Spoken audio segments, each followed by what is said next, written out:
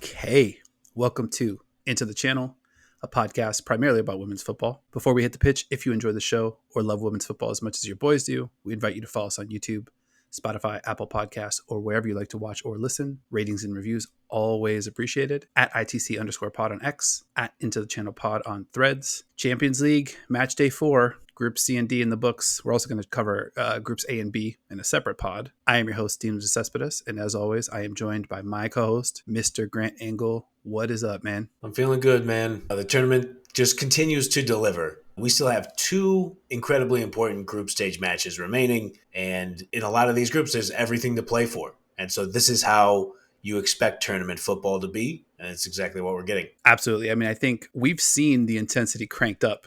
Yeah. We'll get into it on this episode, but also the chippiness, which I know you and I both appreciate. It's getting a little physical out there. So with that said, Mr. Grant Engel, where you want to get started? I think we're going to have to start with Group C. It's a collection of teams that looks like this group is going to go down to the wire for the top two. And I know you're watching it closely. Yeah, let's get started with Roma, PSG. PSG, after two group stage matches, were sitting in the basement. No points, no goals, -3 goal difference. Last week, though, big time, much needed home win over Roma 2-1. This week, in the early Wednesday slot, PSG travels to Roma for the much anticipated rematch. And buddy, let me tell you, I was pumped for this one. I was so happy that this was in that early Wednesday slot. Really class performance from PSG. They were simply not going to let Roma outwork them or out-intensify them, which is something we've seen from this Roma side. Manager Jocelyn Prêcheur starts Sandy Baltimore up front instead of Lieke Martens. Baltimore had only started in one of the 3 previous group stage matches, and buddy, did that move pay off. PSG's attack looked faster, more athletic, more dynamic, and just too much for Roma's backline. Combine that with their willingness to turn this one into a bit of a street fight, and this was going to be a long night for Roma. Roma held a significant advantage of possession, 59-41, and total shots, outshooting PSG 19-9. But credit to PSG, man. They rolled their sleeves up, weren't afraid to get physical with Roma's attackers. Elisa de Almeida took her matchup against Valentina Giacinti personal. Yeah. She was a fucking rock star. PSG earned themselves 3 yellow cards in this one after drawing 5 in their previous match.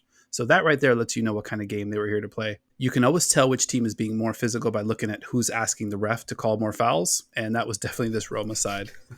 So in this one, Chawinga scores, assist to Geyoro. Marie-Antoinette Katoto scores. Chawinga gets the assist on that one. We'll talk about that one a little bit later. And USA's Corbin Albert scores from an assist from Sakina Karchaoui. I thought PSG's attack up front, combined with their willingness to mix it up at the back, was pretty much what carried the day here. PSG 3, Roma 1. Group C, the group of life, delivers another banger. What was your takeaway in this one? The group of life indeed, my friend. I'm cracking the beer for this one. This was an unbelievable game. You're right. The chippiness is great. The physicality, the speed, the intelligence up front. I think you're totally right about the change up front. I think that made a huge difference. But let me just say, I just want to get to it first. Ali Frazier, Hagler Hearns, Duran Leonard, Ward Gotti, De Almeida Giacinti. Well, I mean, just a damn fight out there. And De Almeida does not care. Like, she will foul the shit out of you anytime, wherever you are on the field. And maybe as a manager or maybe as a goalkeeper, you're like, maybe keep it a little further out the 18 sometimes. But yeah, De Almeida she plays great. I haven't seen her play a bad match yet. She sets the tone for PSG. They rally around as she is continuously making big plays, even if it's just shading an attacking player the right way and preventing a pass. It's just everybody knows, okay, we have this brick wall in the center of the field, and she's going to make sure that we're warding off easy shots for the opponents. I totally agree. She's played really good matches all the way through the group stage. Yeah. But in these last couple, she's definitely been in set the tone mode. She's like, no. I need everybody to come with me.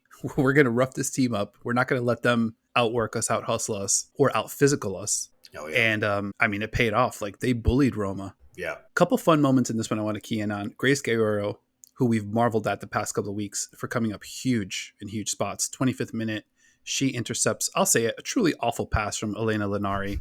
Yeah. She heads the ball forward into open space, runs onto it, one more touch before darting a pass over to Tabitha Chawinga, whose first touch is so heavy. Geyoro puts both hands on her head in disbelief, whoa, you just really fucked up my assist. Then Chawinga hits the turbo and somehow still beats Roma keeper Camelia Ceasar to the ball. Pretty handily, by the way, sort of defying the laws of physics. Clever little dink, 1-0 PSG. 66th minute, Chawinga makes a run that lasts like 6 or 7 seconds in which she weaves through or past. I kid you not. 6 Roma defenders. Chawinga falls down as she goes full stretch to get the ball out of her feet to Katoto. And as she's on the ground, there are still 5 Roma players just standing over her, confused and disoriented. Katoto's basically wide open, even though she's standing just 5 yards away from all of this. She takes the pass, calmly finishes, 2-0 PSG. 76-minute Manuela Giugliano has a look at goal. She takes a shot that rolled so slowly to PSG keeper Katarzyna Kiedrzynek. It looked more like a bowling ball than a soccer ball. Weirdly, like right in that moment, I knew Roma was cooked because that's like a money play. It was such an impotent shot that I'm just like, ugh. Really needed that one, guys or gals. Right. In the 78th minute, just 2 minutes later, 20-year-old American Corbin Albert capped off the scoring with a terrific one-timer that Ceasar had zero chance of stopping. Assist to Karchaoui on that one. We talked about how PSG were able to frustrate Giacinti, but she did have an incredible sequence, though, right around the 39th, where she gets a super block in the box on defense. Then 25 seconds later, draws a foul and a yellow card on Almeida on the complete other side of the field, earning her side a free kick from a super dangerous spot. She's a gamer, but like I said, she spent most of the night really frustrated. Giugliano ended the night with 6 shots, 3 on target, and a goal at the 88th off a free kick that absolutely froze Kiedrzynek, who did not move a single inch. That was pretty cool to see. I would have loved to see this goal come maybe 15 minutes earlier. That would have made this one really interesting. Quick shout out too to Anna Maria Santorini, who had a really good game in her first group stage start. Conversely, Evelyne Viens kind of disappeared in this one with so much attention on Giacinti. Roma really needed her. She did manage 2 shots on target, but she just couldn't find any space or rhythm in this one. And then another quick shout out to PSG keeper Kiedrzynek, who also deserves some props here. She saved 5 of Roma's 6 shots on target. PSG really needed her. As mentioned at the top, Roma actually outshot PSG. 6 on target for the Italian side, just 4 for PSG. And the team from Paris takes all 3 points in, like I said, a super chippy affair. It was kind of cool to see them going at each other. And they now sit in second place in the group, 1 point ahead of Bayern, 2 points ahead of Roma, and just a single point behind the squad we'll talk about next, Ajax. Yeah, you hit all the major points there. I wonder if the playing 2 games back-to-back against each other, if that increases the chippiness. I think we mentioned that in the last episode. You still have that fresh grudge of like, she clipped the back of my ankle in the last match. Like, I'm tired of dealing with Almeida, or, whatever Giacinti is like thinking at that point. This was a great Chawinga game. Oh, we got to talk about both. Like, you nailed it. The heavy touch on her goal, she hits it, but before you can even think that's a bad touch, you can't even complete the thought that's a bad touch, she explodes onto the ball and is able with that speed to have enough of an intelligent, soft touch going as fast as she is to get it past the keeper. Unbelievable skill, unbelievable smarts. You nailed it again on the second goal by the only Marie-Antoinette I recognize, Marie-Antoinette Katoto. Let's go. Chawinga receives the pass at the halfway line. Yeah. And just completely slaloms through everybody. You're totally right. There are 5 fucking defenders on her at the top of the 18, and she manages to get the pass off. It was a classic, I'm LeBron James going to the basket, and I'll just pass it to Ray Allen, and he's going to knock down a wide open 3. Here's a tip. You don't want to leave Ray Allen open for 3. You don't want to leave Marie-Antoinette Katoto open in front of goal.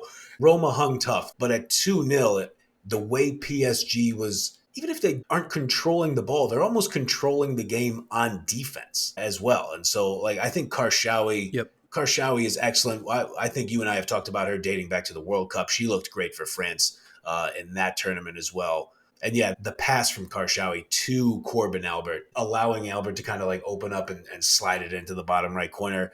PSG, man, they're tough, but they're also cool as you like. They know they have skill. Yeah, you're right on with it. They lose the first 2 matches. Oh, well, when are the next matches played? And they storm right back into this thing. I mean, we mentioned it last week. We're finally seeing like PSG reaching their potential. Yep. And they had such an advantage. Lieke Martens is great, but like putting Baltimore up there and Chawinga up there. Katoto's not like the fastest, but she's so skilled and such a great finisher. But you put those other 2 players up there that can run and like create space. It looked like a kick return in the NFL. It's just like darting through, and it's like, oh wow, nobody's going to touch them, and like they're going to get all the way to where they want to go. And they really just squeezed the life out of this Roma side. And shout out to Karchaoui, like she got in on the chippiness as well. Oh yeah. And she just covers so much ground. Really, really impressive win by PSG. Let's fast forward to the other Group C, Group of Life matchup. Ajax hosting Bayern Munich.